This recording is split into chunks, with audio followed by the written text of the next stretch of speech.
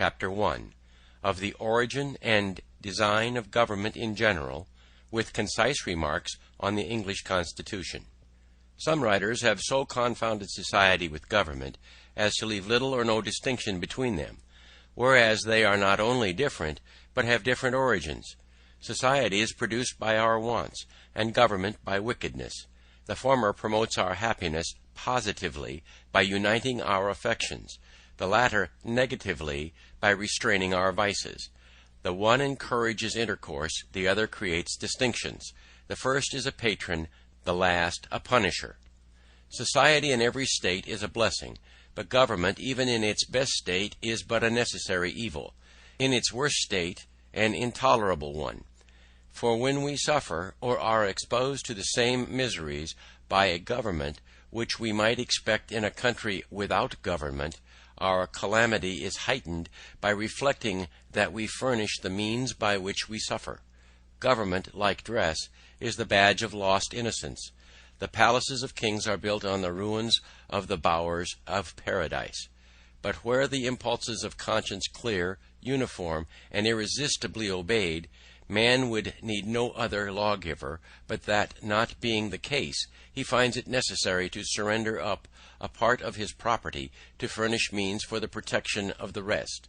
And this he is induced to do by the same prudence which in every other case advises him out of two evils to choose the least. Wherefore, security being the true design and end of government, it unanswerably follows that whatever form thereof appears most likely to insure it to us with the least expense and greatest benefit is preferable to all others. In order to gain a clear and just idea of the design and end of government, let us suppose a small number of persons settled in some sequestered part of the earth, unconnected with the rest. They will then represent the first peopling of any country, or of the world. In the state of natural liberty, society will be their first thought. 1,000 motives will excite them hitherto. The strength of one man is so unequal to his wants, and his mind so unfitted for perpetual solitude, that he is soon obliged to seek assistance and relief of another, who in his turn requires the same. 4 or 5 united would be able to raise a tolerable dwelling in the midst of a wilderness, but one man might labor out of the common period of his life, without accomplishing anything. When he had felled his timber he could not remove it, nor erect it after it was removed. Hunger in the meantime would urge him from his work, and every different want call him a different way. Disease, nay, even misfortune, would be death. For though neither might be mortal, yet either would disable him from living, and reduce him to a state in which he might rather be said to perish than to die. This necessity, like a gravitating power, would soon form our newly arrived emigrants into society, the reciprocal blessing of which would supersede and render the obligations of law and government unnecessary, while they remained perfectly just to each other. But as nothing but heaven is impregnable to vice, it will unavoidably happen that in proportion as they surmount the first difficulties of emigration, which bound them together in a common cause, they will begin to relax in their duty and attachment to each other, and this remissness will point out the necessity of establishing some form of government to supply the defect of moral virtue. Some convenient tree will afford them a state house, under the branches of which the whole colony may assemble to deliberate on public matters. It is more than probable that their first laws will have the title only of regulations, and be enforced by no other penalty than public disesteem. In this first parliament every man, by natural right, will have a seat. But as the colony increases, the public concerns will increase likewise, and the distance at which the members may be separated will render it too inconvenient for all of them to meet on every occasion as at first, when their number was small, their habitations near, and the public concerns few and trifling. This will point out their convenience of their consenting to leave the legislative part to be managed by a select number chosen from the whole body, who are supposed to have the same concerns at stake which those have who appointed them, and who will act in the same manner as the whole body would act were they present. If the colony continues increasing, it will become necessary to augment the number of the representatives, and that the interest of every part of the colony may be attended to. It will be found best to divide the whole into convenient parts, each part sending its proper number, and that the elected might never form to themselves an interest separate from the electors. Prudence will point out the propriety of having elections often, because as the elected might by that means return and mix again with the general body of the electors in a few months, their fidelity to the public will be secured by the prudent reflections of not making a rod for themselves, and as this frequent interchange will establish a common interest with every part of the community, they will mutually and naturally support each other, and on this, not on the unmeaning name of king, depends the strength of government and the happiness of the governed. Here, then, is the origin and rise of government, namely, a mode rendered necessary by the inability of moral virtue to govern the world.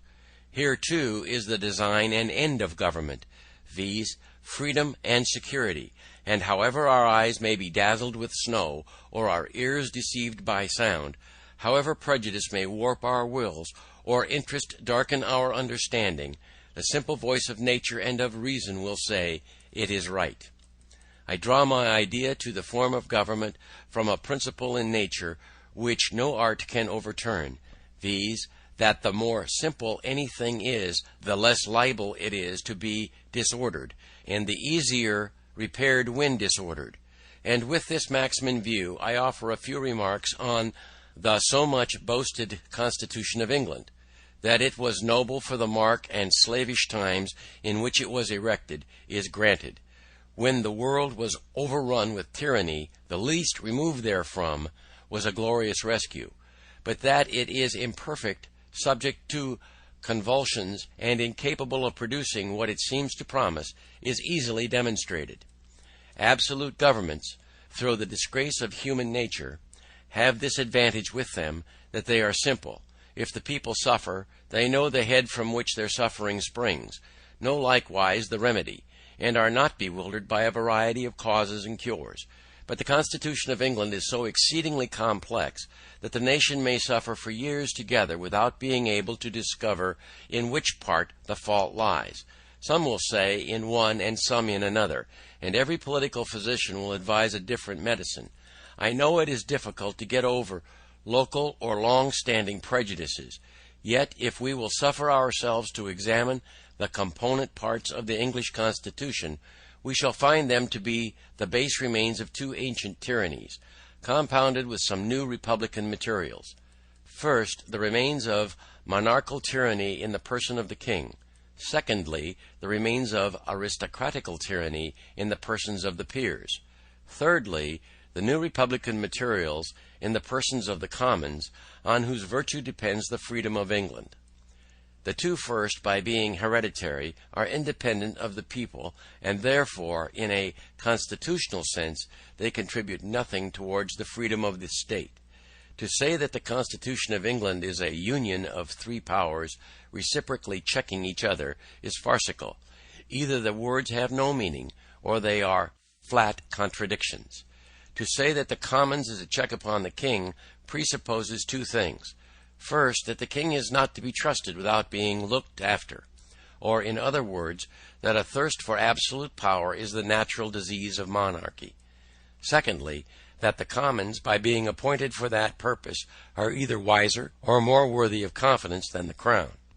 But as the same Constitution which gives the Commons a power to check the king by withholding the supplies, gives afterwards the king a power to check the Commons by empowering him to reject their other bills, it again supposes that the king is wiser than those whom it has already supposed to be wiser than him. A mere absurdity. There is something exceedingly ridiculous in the composition of monarchy. It first excludes a man from the means of information, yet empowers him to act in cases where the highest judgment is required. The state of a king shuts him from the world, yet the business of a king requires him to know it thoroughly. Wherefore the different parts by unnaturally opposing and destroying each other, prove the whole character to be absurd and useless. Some writers have explained the English Constitution thus: the king, they say, is one, the people another. The peers are at house in behalf of the king, the commons in behalf of the people. But this hath all the distinctions of a house divided against itself. And though the expressions be pleasantly arranged, yet when examined they appear idle and ambiguous.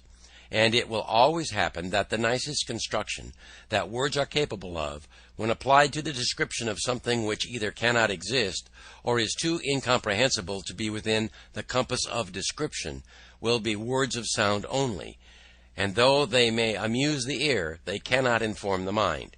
For this explanation includes a previous question, viz., how came the king by a power which the people are afraid to trust, and always obliged to check? Such a power could not be the gift of a wise people. Neither can any power which needs checking be from God. Yet the provision which the Constitution makes supposes such a power to exist.